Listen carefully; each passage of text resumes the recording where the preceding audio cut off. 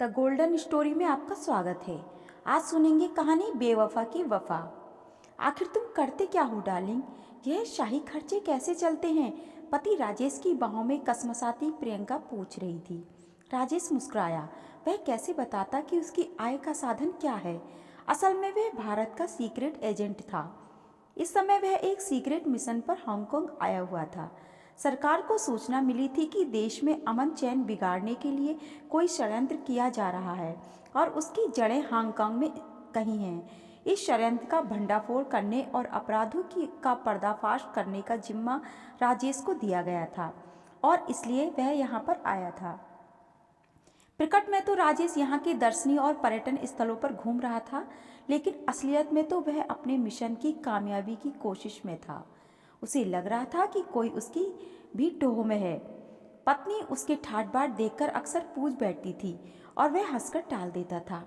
आज फिर वही स्थिति आ गई थी। वह उसकी आय का साधन पूछ रही थी। उसने जानना चाहा था कि कौन सा कुबेर का खजाना उसके पास है जिससे वह मजे करता है। जानेमन डैड ने कभी एक विदेशी कंपनी के शेयर ले लिए थे और वह कंपनी प्रॉफिट में चलती बढ़ती जा रही है। उसी की आय से अपना हिस्सा आता है। मुस्कुराकर राजेश ने पत्नी को समझाना चाहा। उसकी बाहों से निकलती प्रियंका उलाहना देकर बोली, यह क्यों नहीं कहते कि ठल्लू हो और बाप की कमाई पर ऐश कर रहे हो? क्या गजब करते हो भाई। कौन कहता कि हम कुछ नहीं करते? हम आपकी सेवा में कौन सी कमी करते हैं भला? अर्थपूर्ण ढंग से आंख का कोना दबाता वह बोला। इसके बाद उसने फिर से प्रियंका को अपने आगोश में खींच लिया। प्रियंका स्वयं को छुड़ाने का उपक्रम करती हुई कह उठी, छोड़ो ना, कोई क्या कहेगा? यह कोई कुछ नहीं कहता। यह भारत नहीं है। और फिर भी एकांत चाहती हो तो ठीक है, उस पेड़ की ओट में चलते हैं। अपनी बात पूरी करते करते राजेश ने प्रियंका को और जोर से कस लिया। ओह, इतना शानदार होटल का कमरा होते हुए भी क्यों सड़क छाप मजनू बन रहे हो? प्रियंका कुलबुलाई।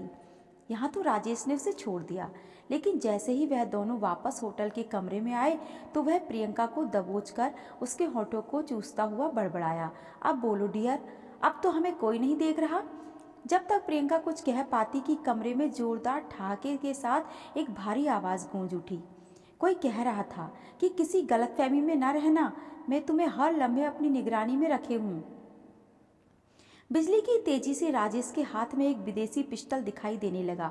सावधानी के साथ चारों ओर दृष्टि दौड़ाकर उसने धमकी भरे स्वर में कहा, बिना परमिशन कमरे में कैसे घुस आई? कौन हो? बाहर निकलो वरना गोली मार दूंगा। व्यंग्यात्मक भाव से फिर वह ठहाका गूंज उठा, जैसे कमरे की सारी दीवारों से वह आवाज आ रही हो।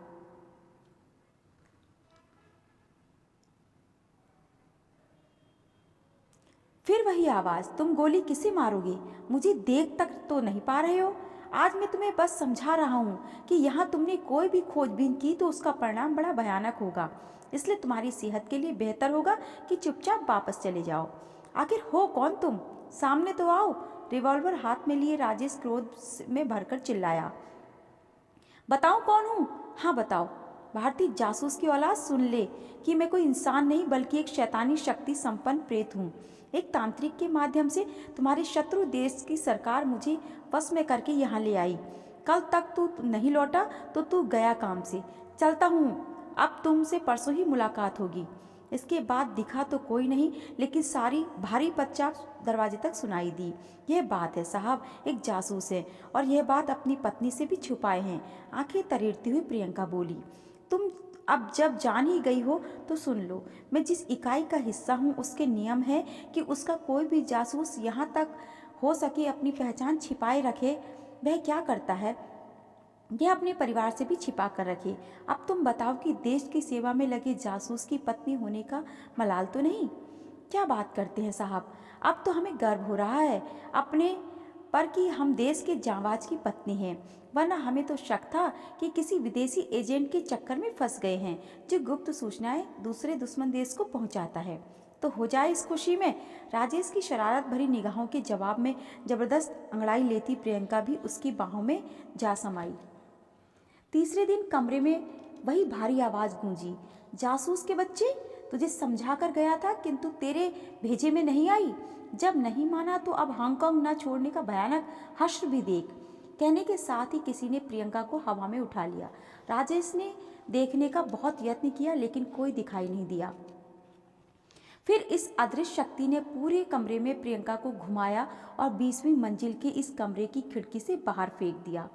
राजेश कुछ समझ भी नहीं पाया था और प्रियंका के नीचे गिरते ही उसके प्राण पखेरु उड़ गए थे। यह अदृश्य आवाज़ फिर गूंज उठी, अब फिर से सुन ले, तूने अगर परसों तक हांगकांग से अपना बिस्तर बोरिया नहीं बांध लिया तो फिर तेरा भी यही हाल करूंगा। कि तेरी पत्नी ने तो बड़ी अच्छी मौत पाई है। राजेश प्रियंका को जान से ज़्यादा चाहता था। उसके मरने से राजेश की दुनिया की ही वीरान हो गई थी। उसका हौसला ही साथ छोड़ गया। राजेश ने तय कर लिया कि वह तुरंत भारत वापस चला जाएगा और वहां जाते ही नौकरी छोड़ देगा। उसने वापसी की तैयारी शुरू कर ली थी। वापसी की औपचारिकताओं में 3-4 दिन निकल गए। तभी एक भारतीय गुणी उसके सामने पड़ गया और उसके चिंतित चेहरे पर निगाह डालता हुआ बोला, तेरे साथ बहुत बुरा हुआ है, लेकिन कर्तव्य प्रथम है, ध्यान रख। उसकी बात सुनकर असमंजस में पड़े राजेश पूछ बैठे, कौन है आप? मैं कुछ समझा नहीं। बेटा, ईश्वर है, जो भी है, हम तो उसकी कठपुतली हैं। उसका आदेश होता है तो थोड़ा भविष्य और किसी शंका का उपाय जान लेते हैं। क्या मतलब? तेरी पत्नी साथ छोड़ चुकी है। घबराकर तू कर्तव्य से मुंह मोड़ रहा है। लेकिन मैं और क्या करूं? कोई इंसान सामने हो तो? तेरे साहस पर शंका नहीं कर रहा हूं। वापस भी तू जाएगा, लेकिन यह अपने गले में डाल ले। कहते हुए उस शख्स ने एक ताबीज दिया जिसे उसने गले में पहन लिया। राजेश भारत वापसी के लिए रवाना हो गया। हवाई जहाज जिस समय उड़ान भर रहा था तो राजेश को उस कथित प्रेत का ठहाका सुनाई दिया, जिसकी आवाज़ वह 2 बार पहले भी सुन चुका था। उसकी क्रूर आवाज़ गूंजी, मेरी चेतावनी पर भी कान नहीं दिया तूने, भारतीय जासूस। चेताने के कई दिन बाद तू आज वापस चल रहा है। अब तेरी खैर नहीं। यह समझ ले, मैं तुझे छोड़ूंगा नहीं। मेरी बात टालना मैं सहन नहीं करता हूँ। यह ताबीज तू कभी तो गले से उतारेगा। सतर्क निगाहों से राजेश ने सब यात्रियों पर गौर किया, लेकिन सब अपने में मस्त थे, अर्थात यह आवाज़ उसी के लिए थी। वापस अपने चीफ के सामने पहुंचकर राजेश ने हांगकांग में की खोजबीन का सारा विवरण तैयार करके दे दिया। इसके साथ साथ नौकरी छोड़ने के बारे में भी इच्छा व्यक्त की। इस पर उसे बिग बॉस का बुलावा आ गया। उन्होंने उसकी नौकरी छोड़ने के प्रस्ताव पर प्यार से उसे डांटते हुए कहा, यह नहीं हो सकता मिस्टर राजेश, हम तुम्हें नहीं खो सकते। तुम जैसे जीनियस को तैयार करने में सरकार का कितना धन और समय लगता है, जानते हो तुम? मैं यदि परेशान रहूंगा तो क्या कर्तव्य निर्वाह कर सकूंगा सर? उस भूत ने मेरी पत्नी को मार डाला है। मुझे भी वह धमका रहा है। पता नहीं किस दिन वह मेरी जान ले ले। What stupid! हंसते हुए बिग बॉस ने कहा, तुम सरीखे जीनियस के मुंह से भूत प्रेत की बातें, और वह भी आज के एटमी युग में। तुम्हें भूत की आड़ में कोई डरा रहा है।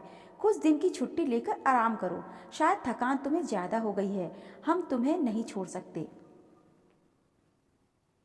कहते हुए बिग बॉस ने नौकरी छोड़ने की इच्छा जताते हुए लिखा गया पत्र फाड़कर कूड़ेदान में डाल दिया। राजेश ने आकर जिन लोगों के बारे में गोपनीय रिपोर्ट दी थी, उन सबको रातों रात गिरफ्तार कर लिया गया। सुबह बाथरूम में उसने सोचा कि ताबीज पानी में भीग न जाए। यह सोचकर उसे उतारा और एक खूंटी पर टांग दिया। फिर नहाकर उसे उठाने लगा, लेकिन राजेश ने जैसे ही ताबीज की तरफ हाथ बढ़ाया तो उसे लगा मानो किसी ने उसे सिर से ऊंचा उठा लिया हो। फिर उसी प्रेत की आवाज़ गूंजी, अब तुझे कोई नहीं बचा सकता, मैंने कहा था ना। ये ले। उसके साथ राजेश को 8वीं मंजिल के उस फ्लैट से उस अदृश्य शक्ति ने नीचे उछाल दिया। राजेश चीख पड़ा, लेकिन जब तक कोई उसकी मदद को सोचता, वह नीचे सड़क पर गिरकर जान खो बैठा था। उस जैसे काबिल जासूस की हत्या कर दी गई। यह कोई साधारण बात नहीं थी। उसकी हत्या की जांच के लिए बिग बॉस ने निजी दिलचस्पी लेकर देश के विख्यात प्राइवेट जासूस प्रशांत को नियुक्त किया। प्रशांत जबकि महंगा भुगतान लेता था, लेकिन उसका रिकॉर्ड था कि आज तक किसी मामले में वह विफल नहीं हुआ था। अपनी सेक्रेटरी कामिनी के साथ जब प्राइवेट जासूस प्रशांत किसी केस का राजफाश करने के काम में जुट जाता था, फिर वह उससे निपटाकर ही सांस लेता था। विभिन्न सरकारी विभाग भी उसकी सेवाएं लेते रहते थे। प्रशांत को आवश्यक जानकारी देते हुए बिग बॉस ने एक डायरी भी दी और कहा कि यह उसके काम आएगी। राजेश की डायरी बिग बॉस के हाथ में लेने के बाद प्रशांत इस विशेष सरकारी भवन से बाहर निकल गया। जब प्रशांत ने सारा मामला अपनी सेक्रेटरी कामिनी को सुनाया तो वह हंसती हुई बोली, इसका मतलब तो यह हुआ कि इस केस में एक भूत दूसरे भूत से लोहा लेगा। हंसते हुए प्रशांत ने कहा, साथ में भूत की सेक्रेटरी प्रेतनी भी होगी, लेकिन मैं तो भूत के नाम से ही डरती हूँ। फिर वह तो विदेशी भूत है भाई, वह बिना पासपोर्ट के इस देश में घुस आया है तो उसे भुगतना तो पड़ेगा ही, लेकिन यह भूत तुम्हारे साथ है, घबराना मत। लेकिन सर, मेरी सीधी हथेली खुजला रही है। शैतान की नानी कृत्रिम रोज जताते प्रशांत ने 5,000 की गड्डी उसके हाथ में थमाई तो वह मुस्कुराकर बोली, आपके बच्चे जिए। फिर इठलाती हुई वह ऑफिस से निकल गई। प्रशांत ने राजेश की डायरी निकाली और बारीकी के साथ उसका अध्ययन करने लगा। वैसे तो वह भूत प्रेतों पर यकीन नहीं करता था, लेकिन यह ऐसी व्यक्ति की गोपनीय डायरी थी जो एक जिम्मेदार सीक्रेट एजेंट था। इसलिए प्रशांत ने डायरी में लिखे हर शब्द को ध्यान से पढ़ा। इंद्रप्रस्थ के पुराने किले का खंडर में एक चमगादड़ उल्टी लटकी हुई थी। तभी एक चमगादड़ बाहर से आ गई। कुछ देर इधर उधर उड़ने के बाद वह एक खूबसूरत युवती के रूप में बदलकर फर्श पर खड़ी हो गई। अचानक उसने नृत्य करना शुरू कर दिया। पाँव में बंधे उसके घुंघरू बड़ी प्यारी छमछम कर रहे थे। तभी एक और चमत्कार हुआ। वहाँ पहले लटका चमगादड़ अचानक एक युवक में बदलकर उसके सामने आ खड़ा हुआ। नृत्य बीच में रोक आश्चर्य से युवक को देख उसने पूछा, कौन हो तुम? मैं भी एक प्रेत हूँ, हांगकांग में मेरा बसेरा है, किसी खास काम से भारत आया हूँ। मैंने अपने जीवन में तुमसे रूप से नहीं देखी, न किसी की तरफ आकृष्ट हुआ, लेकिन क्या तुम मेरा प्यार बनोगी? मैं राज दरबार की प्रमुख नृत्यांगना थी। मैं उसी स्थान पर नृत्य कर महाराज को लुभाती थी।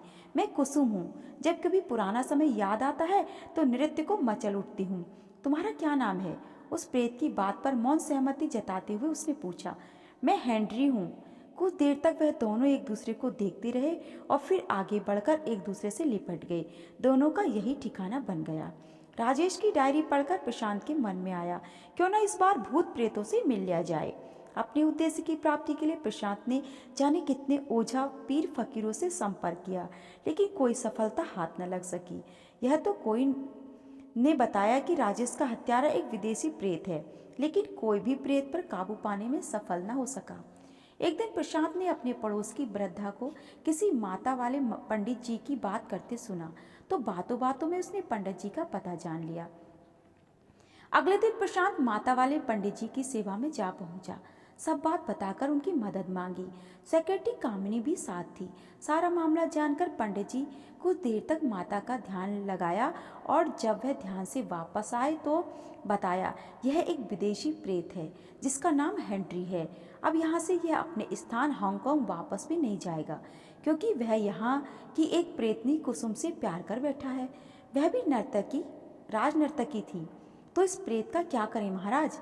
पंडित जी कुछ सोचते रहे, फिर मानो कोई उपाय उनके दिमाग में आ गया। वह मुस्कुराकर बोले, इसका समाधान भी करेंगे। क्या होगा पंडित जी? मैं कल माँ की विशेष आराधना करूँगा। कल रात्रि यही 1:13 पर तुम मेरे पास अवश्य आ जाना। आखिर आप करेंगे क्या पंडित जी? उस प्रेत की स्थानीय शक्ति का लाभ उठाएंगे। अब आप जाएं, मुस्कुराकर पंडित जी ने कहा।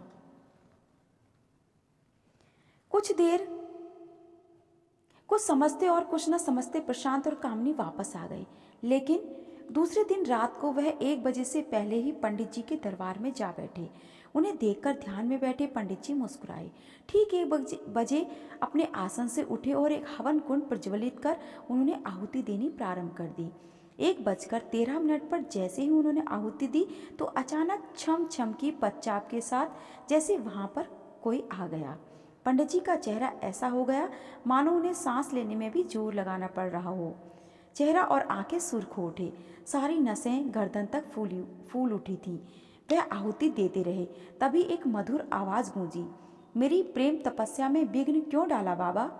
तुम राजनर्तकी रही हो कुसुम? पंडित जी की आवाज ऐसी आई जैसे वह किसी कुएं से बोल रहे हों। हाँ बाबा, तो अपने देश से प्यार करना भी तुम्हारे संस्कारों में रहा है। जी, तुम जानती हो कि जिसे तुम प्रेत तपस्या कह रही हो वह देशद्रोही है। कैसे बाबा? वह मधुर आवाज आश्चर्य में डूबी थी। वह एक विदेशी प्रेत है जिससे तुम प्यार करती हो।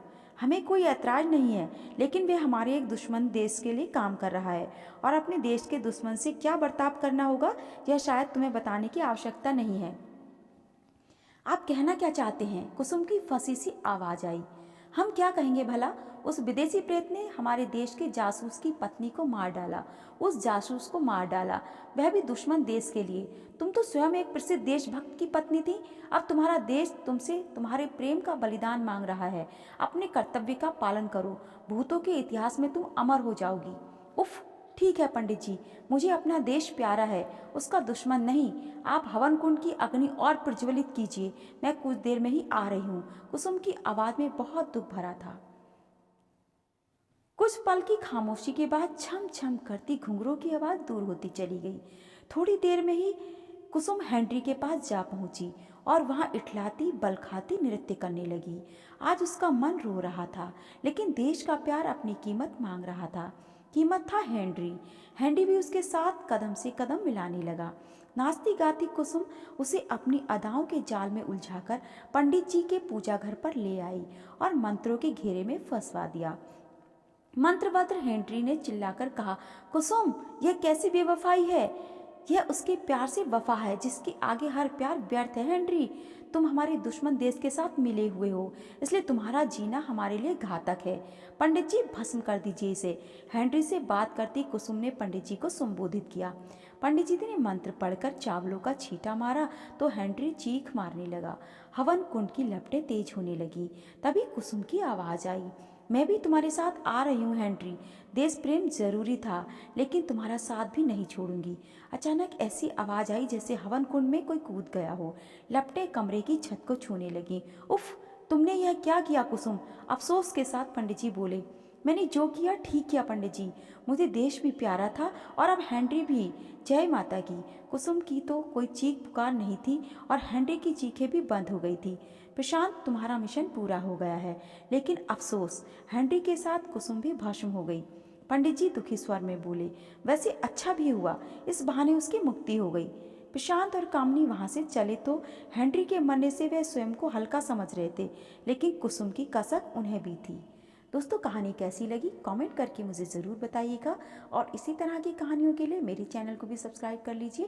वीडियो को लाइक और शेयर भी कीजिएगा। वीडियो देखने के लिए आपका बहुत बहुत धन्यवाद।